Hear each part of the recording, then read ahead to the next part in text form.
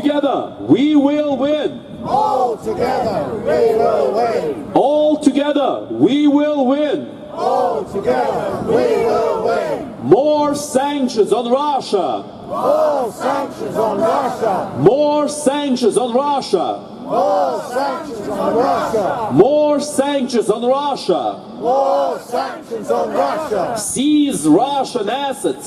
Seize Russian assets. Seize Russian assets.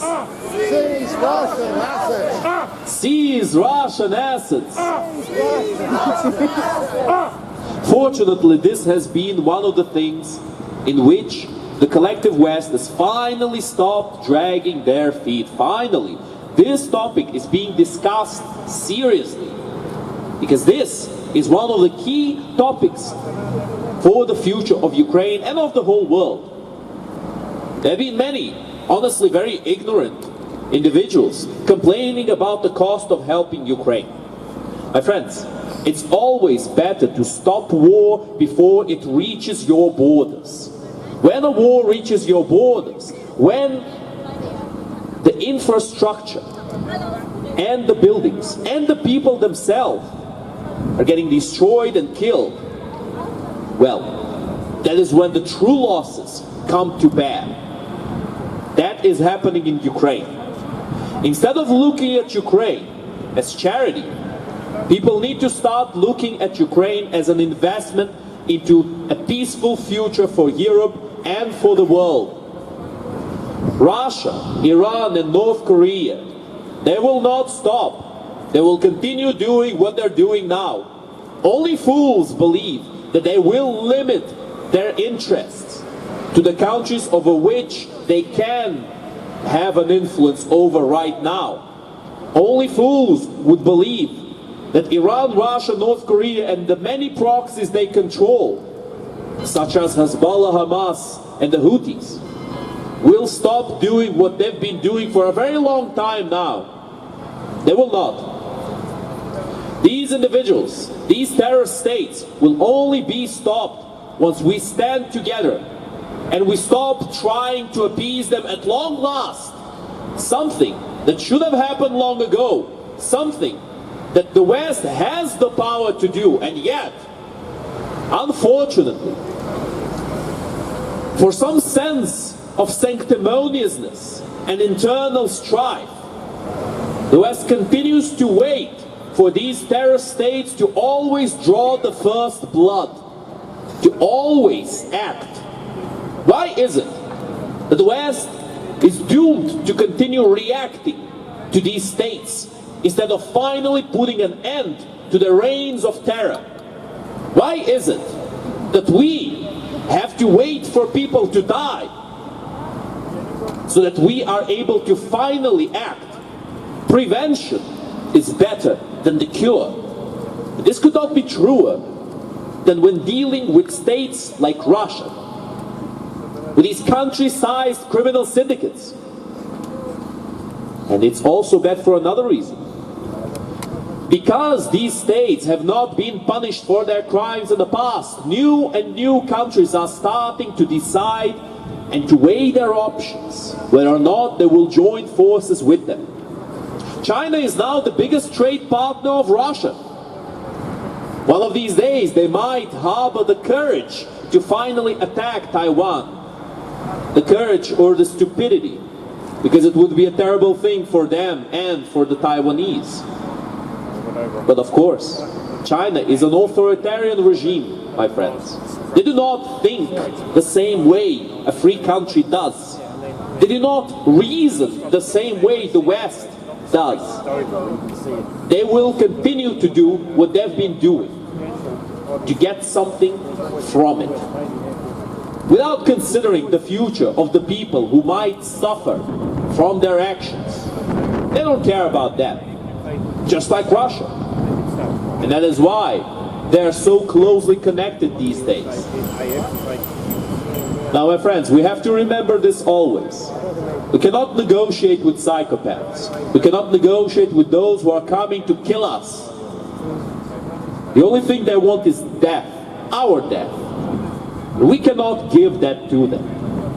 Why would anybody expect Russia to start living peacefully and to never attack anyone again, if only we give them more parts of Ukraine, more sacrifices for their altar. That is never going to happen, my friends. The Russians see the Westerners as fools for even allowing them to take Crimea and the Donbass in the past.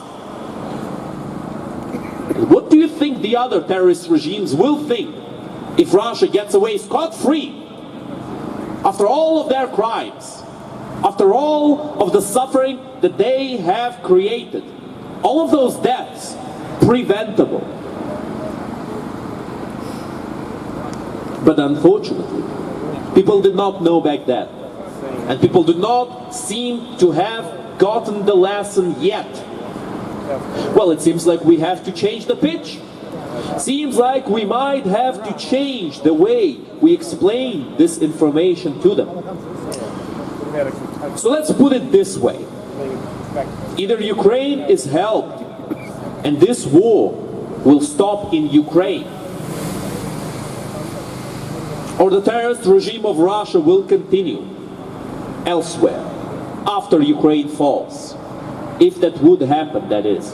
The Ukrainian people don't want to live under an authoritarian regime like terrorist Russia. They will never accept their rule. So this war, even if Russia won it on the surface, it would never end. There would be perpetual insurrections, perpetual guerrilla wars against the Russians.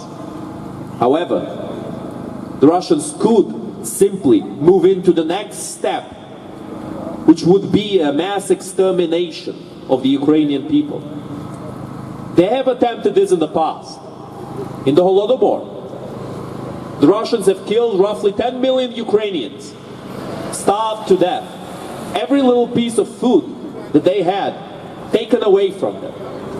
And they were left to starve in the most fertile country in the world, with the best soil, with the biggest percentage of arable land on the planet, out of any country. Hey, and you know what's even worse? It was a big harvest that year. It was indeed. There's no drought. But whether the harvest is big or small does not matter for the Russians if they are ruling over you, because they will have the power to take it away and to make you starve. That's what they've done in the past, and they will continue to do so again and again and again. It's very sad to see that the Russians are still not rebelling against their terrorist state. And it would be foolish to expect that they would. If they haven't already, then why would anybody expect them to? No, my friends. Russia will not lose by itself. Not without our help. Not without our action. And that is what every single one of us needs to take. To take that action and to finally bring a better future, a better tomorrow forward, instead of allowing these terrorist regimes to take the initiative and make our lives hell.